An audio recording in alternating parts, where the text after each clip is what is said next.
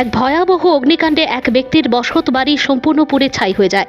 ভাগ্যিস এতে বরাত জোরে রক্ষা পায় বৃহত্তর এলাকা।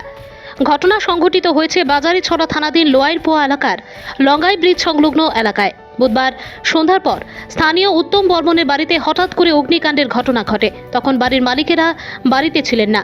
এতে পথচারীরা প্রথমে আগুন লাগার বিষয়টি প্রত্যক্ষ করে নিজেদের প্রচেষ্টায় আগুন নেভানোর প্রচেষ্টা চালান। এদিকে এমন ঘটনার খবর পেয়ে পাথারকান্দি থেকে ছুটে আসেন দমকলের একটি ইঞ্জিন। ততক্ষণে স্থানীয়দের প্রচেষ্টায় আগুন নিয়ন্ত্রণে আসে। উক্ত অগ্নিকাণ্ডের সঠিক কারণ জানা না গেলেও অনেকে ধারণা করছেন যে এই কাণ্ডের নেপথ্যে বিদ্যুতের শর্ট সার্কিট জনিত কারণ থাকতে পারে।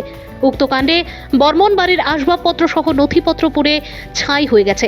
এতে প্রায় 10 লক্ষাধিক টাকার ক্ষয়ক্ষতি হয়েছে বলে ধারণা করা হচ্ছে। ঘটনার পর তদন্তে নামে পুলিশ। এই অসহায় পরিবারকে আর্থিক সাহায্য পাইয়ে দিতে স্থানীয়রা ডিসিসিও সহ বিধায়কের হস্তক্ষেপ কামনা করেছেন। ভানুচন্দ্রের রিপোর্ট, আসাম প্রাইম নেটওয়ার্ক।